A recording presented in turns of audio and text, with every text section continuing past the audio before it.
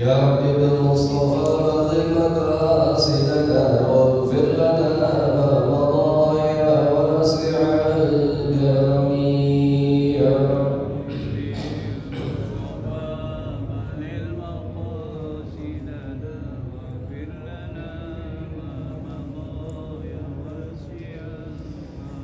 محمد أشرف العرب والعجم محمد خير من يمشي على القدم يا ربي بالمصطفى بلغ مقاصدنا واغفر لنا ما مضى يا واسع محمد جبل القدر زينته محمد لم يزال مغرنا القدم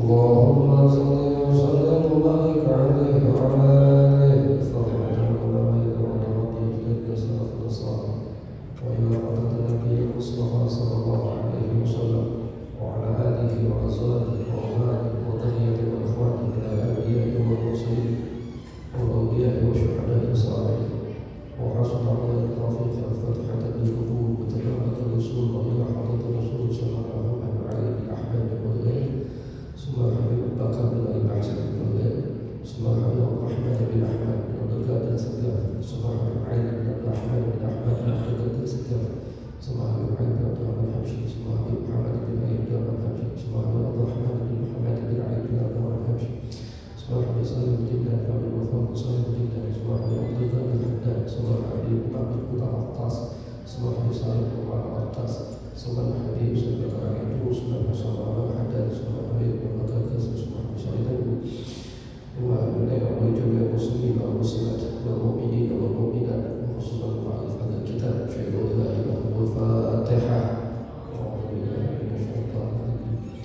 بسم الله الرحمن الرحيم الحمد لله رب العالمين الرحمن الرحيم مالك يوم الدين إياك نعبد وإياك نستعين اهدنا الصراط المستقيم صراط الذين أنعمت عليهم غير المغضوب عليهم ولا الضالين رب اغفر لنا ولوالدينا آمين. بسم الله الحمد لله والصلاة والسلام على سيدنا محمد بن عبد الله وعلى آله وصحبه ومواله ولا حول ولا قوة إلا بالله العلي العظيم أما بعد. Jemaah yang dirahmati Allah, puja dan puji kita tujukan kepada Allah, salawat dan salam senantiasa kita curahkan kepada pemimpin kita Habib al-A'zam Sayyidina Muhammad sallallahu alaihi wa alihi wasallam, yang mudah-mudahan dengan salawat yang kita baca, dengan amal ibadah yang kita contoh, dengan majlis taklim yang kita hadiri, senantiasa menambah kecintaan kita kepada Sayyidina Muhammad alaihi wasallam, yang kita minta kepada Allah suatu saat nanti, ya Allah, izinkan kami semua untuk bisa bertemu dan berkumpul bersama dengan Nabi Muhammad, dan berikan kesempatan kepada kami sebelum kami semua menghadap kepadamu untuk bisa datang langsung berziarah ke makam Nabi Muhammad sallallahu alaihi wasallam. Taib ibadallah, melanjutkan pelajaran kita yakni ayat 177. Bismillahirrahmanirrahim. Wa yasawwir an tuwallu wujuhakum qibala al-masyriqi wal maghrib wa yuqimna birra man amana billahi wal yawmil akhir wal malaikati wal kitabi wan nabiyyin. Bismillahirrahmanirrahim. Pada ayat ini dijelaskan bahwasannya laisa birra an tuwallu wujuhakum, yang namanya kebaikan, yang namanya kebajikan itu bukan ketika kita memalingkan wajah kita menghadap ke masyriq atau maghrib. Dalam satu riwayat, ayat ini diturunkan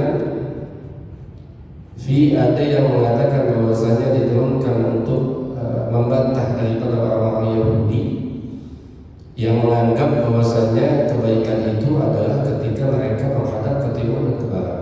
Karena ومنهم yakni orang Yahudi di saat mereka beribadah mereka akan menghadap ke barat, dan Nasrani mereka akan menghadap ke timur. Bahkan Imam Ibnu Abbas beliau juga menjelaskan bahwasanya ayat ini diturunkan untuk orang mukmin yang bertanya kepada Nabi Muhammad SAW bahwasanya dulu itu ketika seorang cukup hanya dengan membaca syahadat, kemudian salat menghadap ke arah kiblat, wa mata, dan kemudian dia mati, dakhala jannah, masuk ke dalam surga. Tapi setelah Nabi Muhammad SAW beliau hijrah dari Makkah ke Madinah, hijrah dari Makkah ke Madinah, kemudian turun kewajiban-kewajiban, batasan-batasan. Kita punya pedoman, yakni kitab suci umat Islam yang kita pelajari hari ini tafsir Jalalainnya, itu diturunkan Allah Subhanahu wa taala pertama kali turun ke Baitul Izzah atau langit-langit dunia, itu Allah turunkan komplit 30 juz. Makanya ada surah yang suka kita baca, inna anzalnahu fi lailatin qadar. Allah turunkan, sungguh kata Allah, inna anzalnahu fi lailatin qadar. Kami turunkan kata Allah, yakni Al-Quran, kitab suci umat Islam, pada malam Lailatul Qadar. Sekarang kalau kita masih ingat, malam Lailatul Qadar itu sesuai dengan hadis Nabi, malam keberapa di bulan puasa? Malam Lailatul Qadar. Malam Lailatul Qadar itu dimulai semenjak malam 21 Asyurul Awakhir, 10 yang terakhir. Itu malam Lailatul Qadar 21, 23, 25, 27, 29. Kemudian ayat yang mengatakan inna anzalnahu fi lailatul qadar. Allah turunkan Quran pada malam Lailatul Qadar. Jadi bisa jadi di antara malam-malam itu Allah turunkan Qurannya. Tetapi pada tanggal berapa bulan Ramadan kita di Indonesia memperingati malam Nuzul Quran? Tanggal berapa? 17 Ramadan. Kita peringati Nuzul Quran tanggal 17 Ramadan, sementara kata Allah turunkan Quran pada malam Lailatul Qadar, artinya 21, 23 sampai 29. Ini kan nggak sinkron kan? Makanya ketika kita memperingati Nuzul Quran, akan ada yang mengatakan, emang turun tanggal 17? Kan sesuai dengan yang kita baca, malam Ganjil, bukan tanggal 17. Baik, Wamil Mahdi daripada ulama mengatakan, Allah turunkan Quran itu 2 kali. Yang pertama Allah turunkan ke Baitul Izzah, yakni langit-langit dunia secara full 30 juz. Allah turunkan ke langit dunia 30 juz. Kemudian dari Baitul Izzah Allah turunkan kepada Nabi kita Muhammad SAW itu secara bertahap dan dimulai 17 Ramadan. Jadi yang betul yang mana? Dua-duanya betul. Yang bikin yang bikin Nuzul Ramadan silahkan, yang mau bikin pas malam aja juga silahkan. Ya, dua-duanya betul. Nah, begitu dari Baitul Izzah Allah turunkan kepada Nabi Muhammad tidak langsung, sebagaimana yang kita paham selama hampir 23 tahun. Ya. Bertahap sesuai dengan yang dibutuhkan. Makanya ada pernah satu ketika sahabat itu masih suka bikin sesuatu yang saat ini kita anggap itu adalah perbuatan dosa. Tetapi ketika saat itu sahabat lakukan, belum dosa. Kenapa? Ayatnya belum datang. Contoh, khamar dosa kan? Minum khamar dosa kan? Dosa ya? Dosa. Tapi ketika ayatnya belum datang, dosa. Tapi hebatnya iman sahabat, ketika belum datang itu ayat, masih ada tuh yang suka minum anggur dan lain sebagainya. Ya. Kemudian datang itu ayat, nggak pakai nanya sama Nabi. Ini yang suka kita ucapin, sami'na wa ata'na, sam'an wa ta'atan. Yang dari Nabi, yang dari Allah, sami'na wa ata'na. Kami dengar, kami taat. Jadi iman kita kepada Allah dan Rasulnya nggak boleh pakai tapi, nggak boleh pakai nanya. Jalani, insyaallah kita akan mendapatkan banyak kebaikan setelah kita menjalani apa yang Allah dan Rasulnya tetapkan buat kita. Satu contoh, antum tahu khitan kan? Sunat, tahu ya? Udah disunat. Ada di sini yang belum sunat ada? Udah sunat semua ya. Waktu antum disunat usia berapa? Saya ngomong khitan yang jawab mama. Mama disunat tidak kan? Luar biasa tuh mama. Dingin anaknya tidak ada disunat. Kita itu dikhitan pada usia 3. Saya kalau nggak salah waktu saya dikhitan itu usia 6 atau 5 tahun saya lupa. Dan waktu saya dikhitan, saya nggak tahu khitan itu faedahnya apa, nggak tahu. Beneran nggak tahu. Mungkin anak ibu juga boleh tanya, kenapa mau dikhitan? Nggak tahu. Kita nggak tahu khitan itu faedahnya apa. Yang kita tahu, orang tua kita mendidik kita, mengatakan kepada kita, mengajarkan kepada kita bahwa saya sebagai seorang muslim, khususnya laki-laki, itu dikhitan hukumnya wajib. Kita nggak tahu faedah yang setelah itu, kita nggak paham. Tapi subhanallah, ternyata makin kesini kita paham. Ternyata umat Islam yang dikhitan itu bukan hanya sekedar menjalankan kewajiban, tapi di dalam khitan ternyata banyak mengandung kesehatan buat laki-laki yang dikhitan. Makanya zaman kita yang dikhitan bukan cuma muslim aja, yang non muslim dikhitan itu banyak. Apa bedanya dengan kita?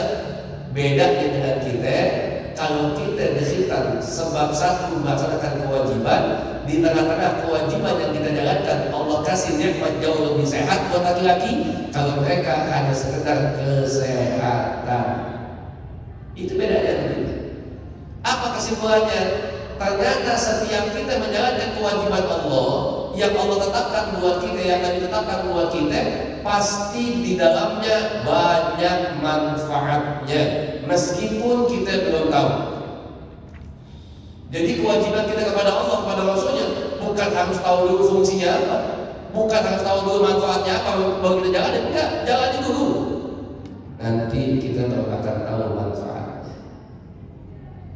Ya. Jadi yang namanya kebaikan bukan cuma sekedar kita kemudian menghadap timur, menghadap barat kalau mereka dalam ibadah, ataupun kita mungkin dengan sholat kita. Walakin nabilah, tapi yang namanya kebaikan itu man amana billah. Yang namanya kebaikan itu adalah mereka yang beriman kepada Allah Subhanahu wa Ta'ala. Jadi kalaupun kita cuma ibadah tanpa iman, ya percuma. Iman tanpa ibadah, ya sama aja.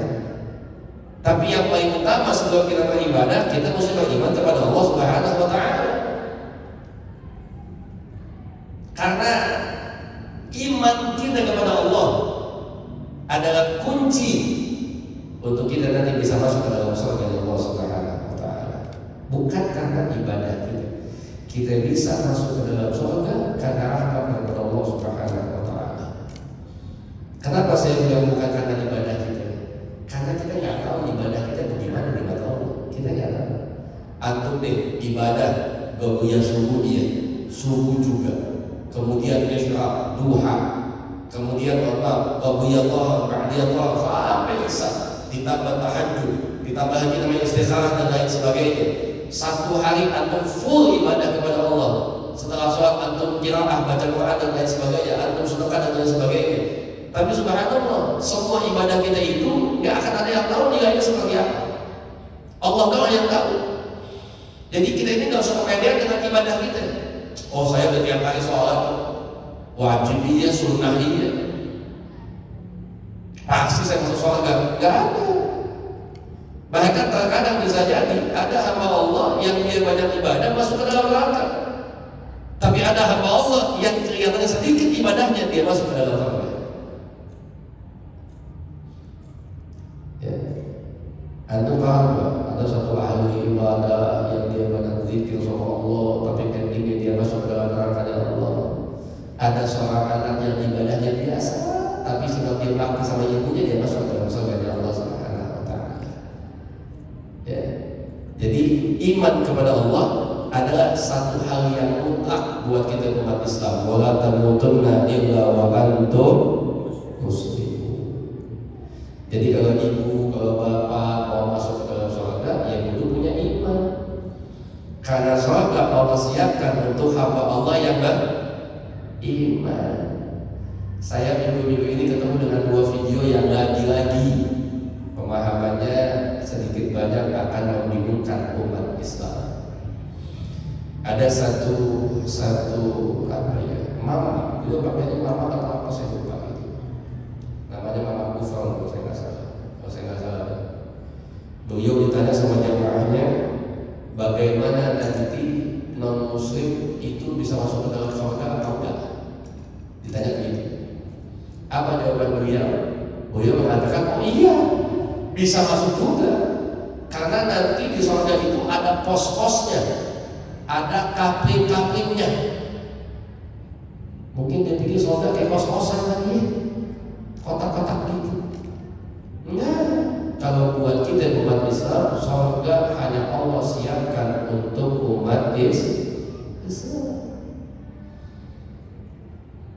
Tapi kalau setelah ini kita ketemu dengan orang Nasrani, dia mengatakan dia tidak bisa masuk surga, ya silakan, itu keyakinan dia.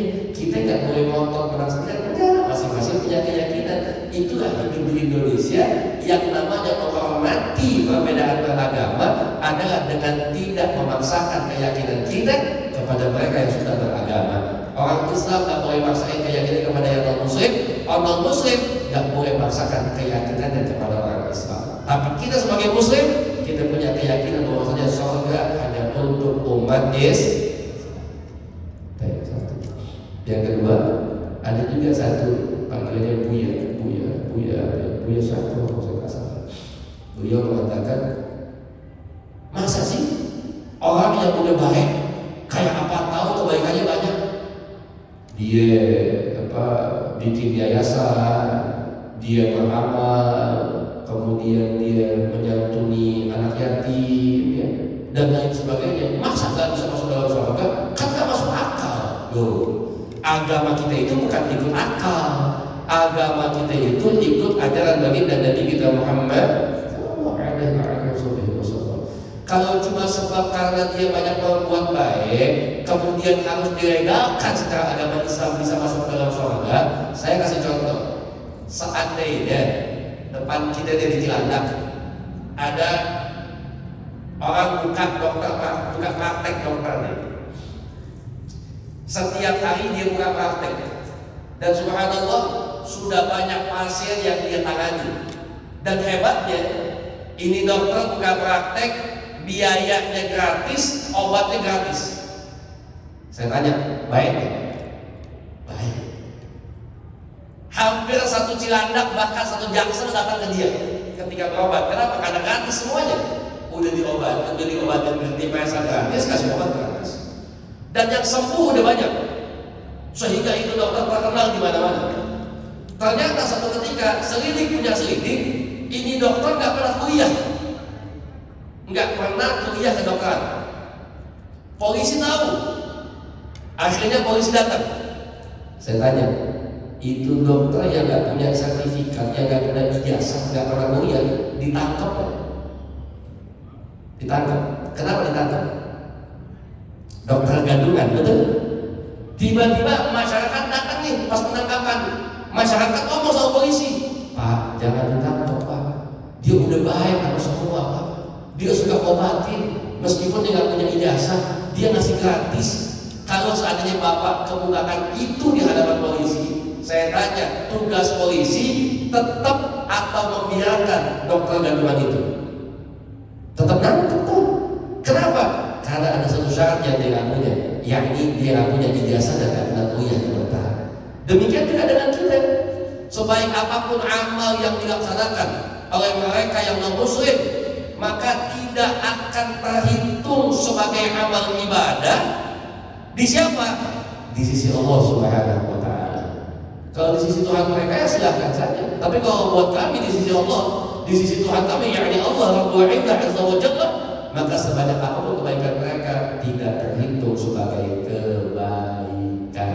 Tapi tetap bicara hablum minan nas, kita masih ada hubungan sosial, bisa saling bantu dan lain sebagainya. Satu contoh, ketika Idul Adha ada yang nyumbang ke Masjid Jannatin, kemudian mohon maaf agamanya bukan muslim, yang Islam cuma dalam kambing, ini tiba-tiba ada non muslim dalam sapi paling gede 1 ton lebih. Ketika mau dipotong, saya tanya, dipotong sebagai sosial atau sebagai kurban? Sosial. Enggak mungkin dipotong ditanya namanya, kemudian dipotong hadhihi minka wa ilaika mudhiyatan an fulan ibn fulan. Enggak mungkin. Kenapa? Karena dia bukan muslim. Itu. Jadi ada syarat mutlak yang dia lakunya. Apa itu? Dia belum bersyahadat kepada Allah Subhanahu wa Ta'ala. Sebaliknya, ketika kita sudah bersyahadat, satu amal sederhana pun akan dihitung sama Allah sebagai ibadah di sisi Allah. Satu contoh, tabassumuka ila wajhi abi ala wajhi akhika sadaqah. Senyum kita karena Muhammad kepada wajah saudara kita adalah sedekah. Itu gak ngeluarin duit, gak ngeluarin tenaga. Bapak cuma ketemu senyum sedekah. Jadi pahala kan? Jadi pahala. Kenapa? Karena Nabi yang perintahkan dan kita yang menjalankan, sudah menjadi umat Nabi yang sebelumnya beriman lebih dulu kepada Allah Subhanahu wa Ta'ala. Ya. Jadi agama nggak bisa pakai akal. Kalau agama pakai akal, bakal ketemu kita berantakan nanti kita punya ibadah. Baik. Kemudian apa cukup cuma dengan Allah saja? Enggak. Apa kata Allah? Wal yaumil akhir. Dan juga yang namanya kebaikan, kita mesti beriman kepada hari akhir. Kiamat ada enggak? Hari akhir ada enggak? Ada. Kapan? Enggak tahu. Pernah satu ketika Nabi Muhammad ditanya, matas sa'ah. Ada Arab Badui, Arabi yang nanya sama Muhammad, kiamat kapan sih? Nabi Muhammad itu manusia yang paling mulia, yang punya segala ilmu pengetahuan. Kenapa begitu? Karena Allah yang mengajarkan beliau. Allah yang paling maha mengetahui, yang mengajarkan Rasul kepada Nabi Muhammad. Maka Nabi Muhammad menjadi gudang dan pusatnya ilmu bagi kita semua umat Islam. Nabi Muhammad tahu tentang semuanya. Allah yang kasih tahu. Tapi ketika ditanya kapan kiamat, Nabi gak pernah jawab tanggal, bulan, dan tahunnya. Gak pernah. Cuma kadang-kadang orang kita ini yang sok-sokan pakai berani ngucapin kiamat tanggal sekian, bulan sekian, tahun sekian. Dulu tuh pernah ada satu omongan yang sempat bikin heboh. Kiamat bakal kejadian tanggal 12 bulan 12 tahun 2012. Sekarang ada berapa? 23. Udah beda berapa tahun? 11 tahun. Udah kiamat belum? Udah kiamat belum? Udah. Buat siapa? Buat yang amal. Karena ternyata yang amal saat ini udah mati lebih dulu dibandingkan dengan kita. Ya. Tapi Nabi menjawab, ma'adatta laha. Engkau bertanya tentang kiamat, Nabi jawab, apa yang udah engkau siapkan kalau besok kiamat datang? Apa yang udah kita siapkan? Ilmu kita gak seterapi, sedekah kita gak banyak, ibadah kadang-kadang cuma yang wajib doa. Apa yang udah kita siapkan ketika kita menghadap kepada Allah Subhanahu wa Ta'ala? Ini yang tadi menjawab di hadapan Nabi Muhammad. Apa jawabannya? Hubbullah wa hubbu Rasul. Saya ibadah gak banyak, tapi saya punya cinta kepada Allah dan cinta kepada Rasulnya. Maka jawab Nabi Muhammad dalam hadis ini yaitu al-mar'u ma'a man ahad. Manusia akan dibangkitkan bersama dengan yang dicintainya. Sebab dia cinta kepada Allah, cinta kepada Rasul, maka dia akan dibangkitkan juga di dalam barisan Nabi kita Muhammad SAW. Termasuk juga kita yang usahakan kita punya rasa cinta kepada Nabi Muhammad. Oh, Habib saya cinta kepada Muhammad, betul. Tapi saat Nabi Muhammad tidak ada. Kemudian kita cinta kepada siapa? Cinta kepada penerus Nabi Muhammad. Siapa penerus Nabi Muhammad? Al-ulama warasatul anbiya. Ulama penerus para Nabi Muhammad. Siapa lagi? Dzurriyyatul Rasul, anak cucu Nabi Muhammad adalah penerus Nabi Muhammad. Cintai mereka, cintai orang saleh, cintai orang alim, cintai ulama. Fa insyaallah sebab cinta kita kepada orang alim, kita akan dibangkitkan nanti bersama dengan mereka sebab cinta yang kita punya kepada mereka. Kenapa begitu? Karena kalau kita punya cinta, biasanya kita akan mengikuti siapa yang kita cintai. Ketika kita cinta dengan Nabi Muhammad, kita akan ikut Nabi Muhammad SAW. Nggak usah jauh-jauh, anak-anak kita deh. Anak-anak kita saat ini mungkin dia punya tokoh idola. Ketika dia cinta dengan tokoh idolanya, dia akan ikut dengan tokoh idolanya. Kalau cuma fashionnya masih mending. Yang paling bahaya ketika anak kita nggak kita didik untuk meletakkan cinta yang benar, yakni kepada Nabi Muhammad, kemudian dia cinta dengan tokoh yang salah. Terkadang bukan cuma tingkah lakunya, tapi juga pola pikir dan pemahamannya akan diikuti oleh anak-anak kita.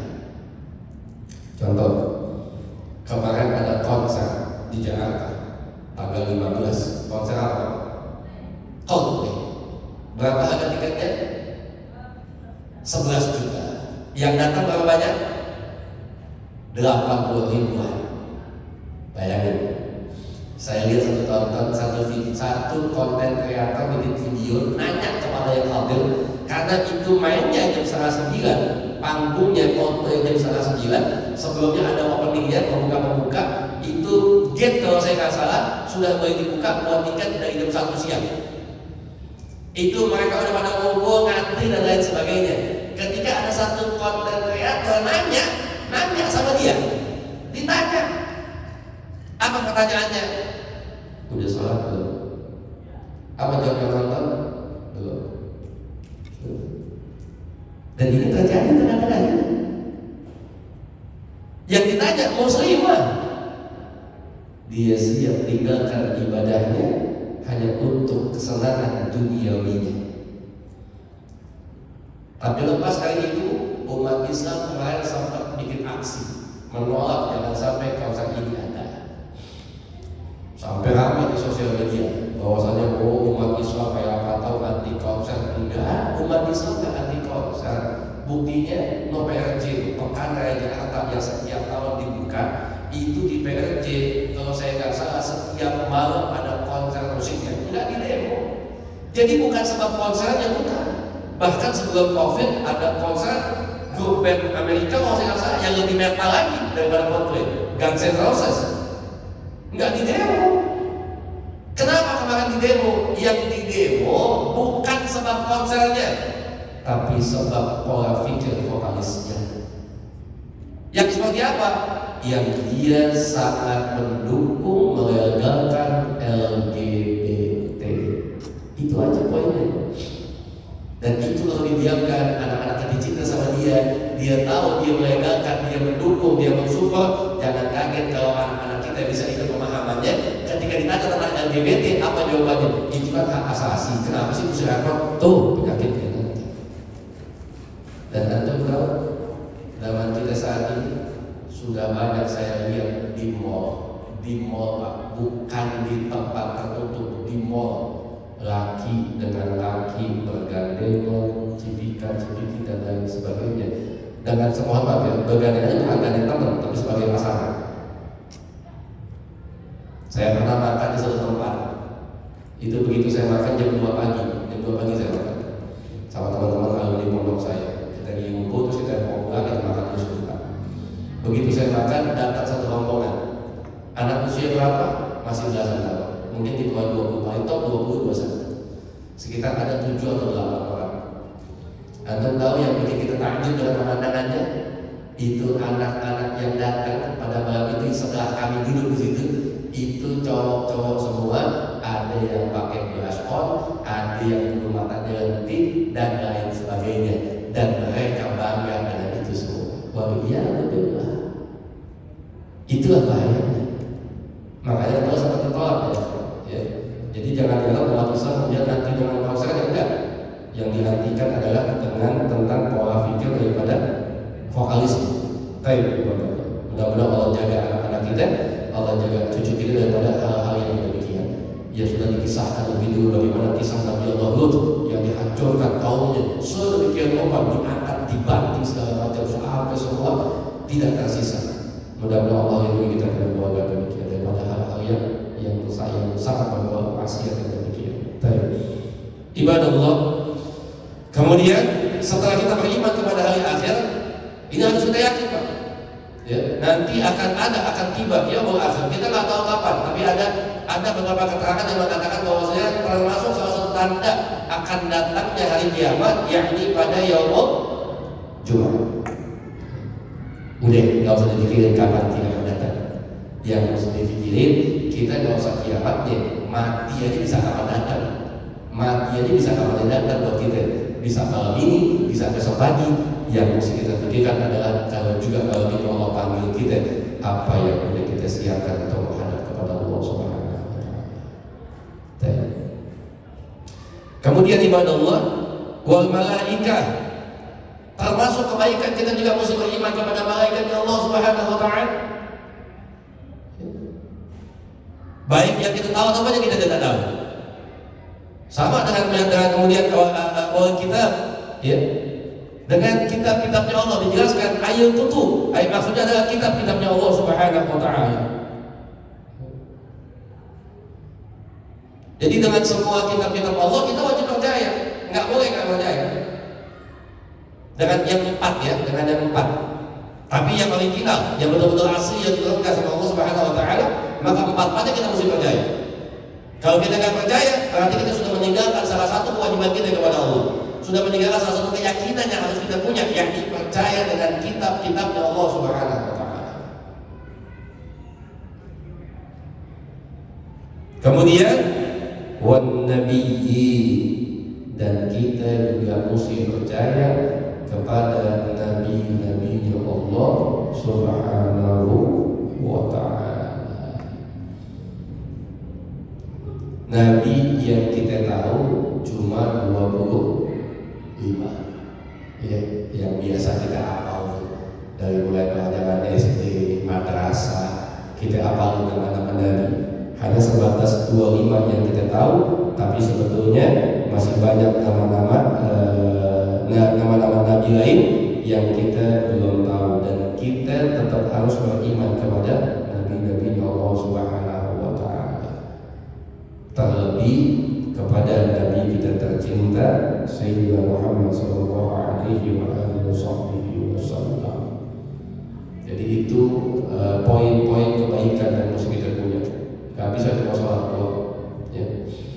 Salah satu kehebatan Nabi kita Muhammad alaihi wasallam, Bapak Ibu yang dirahmati Allah, tidak ada satu nama manusia yang sudah meninggal 14 abad lalu menghadap kepada Allah, tapi kalau satu hari namanya enggak kita sebut, maka kita akan mendapatkan dosa di mata Allah Subhanahu wa Ta'ala, kecuali nama baginda Nabi kita Muhammad sallallahu alaihi wasallam.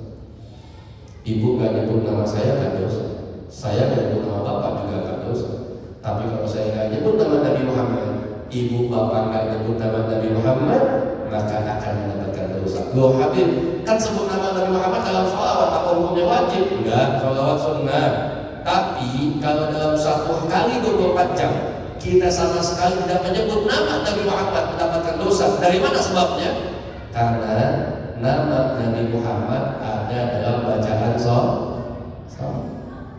Ketika kita tasyahud, siapa yang disebut namanya? Nabi Muhammad. Jadi kalau ada yang tidak baca sholawat, baca nyebut nama Nabi Muhammad sama sekali, dia mendapatkan dosa karena itu bukti dia sudah meninggalkan salatnya. Belum pernah ada manusia seperti itu dan tidak akan pernah ada kecuali baginda Nabi kita Muhammad alaihi salatu wassalam. Al-insan al-kamil, manusia yang sempurna. Makanya beruntung kita jadi umat Nabi Muhammad. Nabi yang begitu sayang sama kita semua. Pernah satu waktu Nabi bertanya kepada sahabat-sahabat, siapakah manusia yang mulia? Sahabat menjawab, yang mulia adalah para nabi, para nabi yang manusia mulia. Kata Nabi Muhammad, iya, para nabi adalah manusia yang mulia. Mereka utusan Allah Subhanahu wa Ta'ala.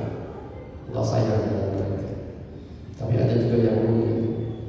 Sahabat menjawab, malaikat. Nabi mengatakan, iya, malaikat pun juga makhluk Allah yang mulia. Mereka senantiasa istiqamah menjalankan perintah Allah Subhanahu wa Ta'ala. Tapi ada lagi yang mulia, kata Nabi Muhammad. Dijawab sama sahabat-sahabat wahai Rasul yang hidup bersamamu, membantu dakwah, berperang dan berjihad dan segala macam dengan selamat. Apa Nabi Muhammad? Iya, sahabat-sahabat itu adalah manusia yang mulia. Tapi ada lagi yang lebih mulia, kata Nabi Muhammad.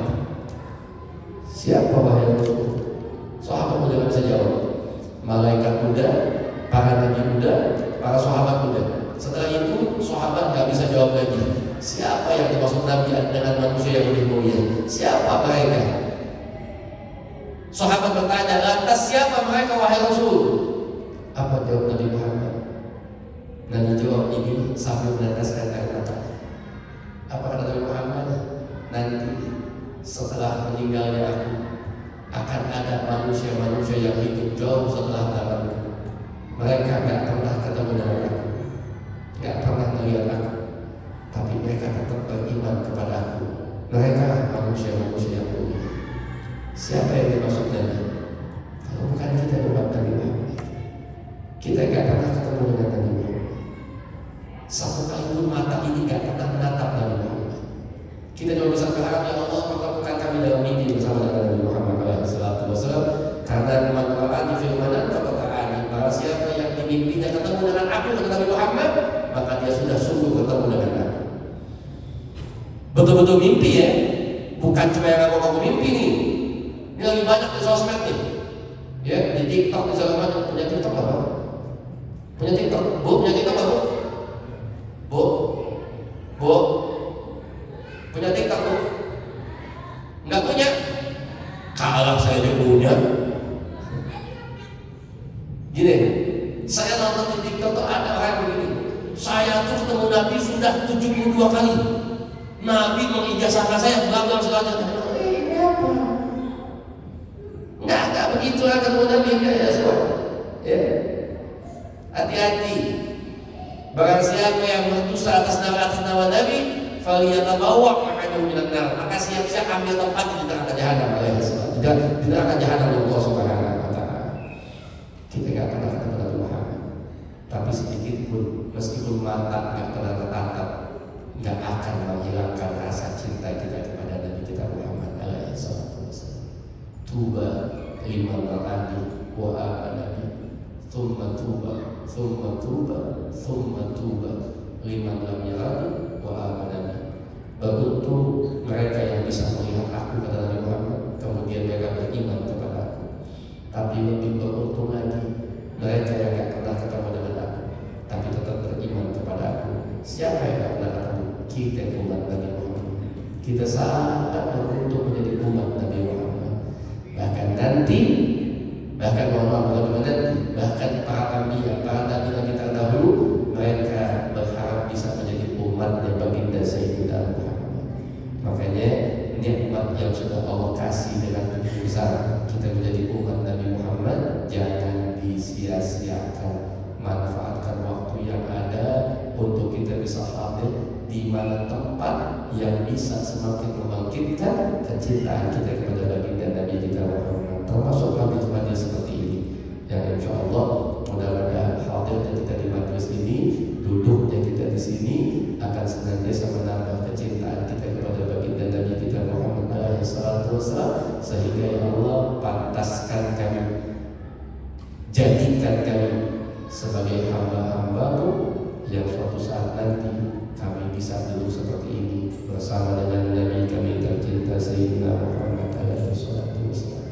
Mudah-mudahan Allah kabulkan doa kita, Allah terima hajat-hajat kita, Allah mudahkan urusan dunia akhirat kita, dan juga mudah-mudahan ya Allah Kau berikan kemenangan bagi perjuangan saudara kami yang ada di Palestina, berikan kemudahan dalam menghadapi mereka usaha mereka segala macam ya Allah, yang wafat jadikan syuhada, yang kehilangan ganti dengan lebih baik, berikan kesabaran buat mereka ya Allah, dan jadikan kami umat Islam Indonesia yang mempunyai rasa empati lebih, bisa merasakan penderitaan yang diterima saudara kami Palestina, sehingga kami bisa membantu mereka dari kami tercinta Indonesia, karena tidaklah seorang muslim kata Nabi Muhammad bagaikan satu tubuh, idza ishtaka minhu udwun tada'a lahu sa'irul jasad wa wasal. Kalau satu tubuh itu satu bagian sakit, maka semua akan merasakan sakitnya. Al-Fatihah.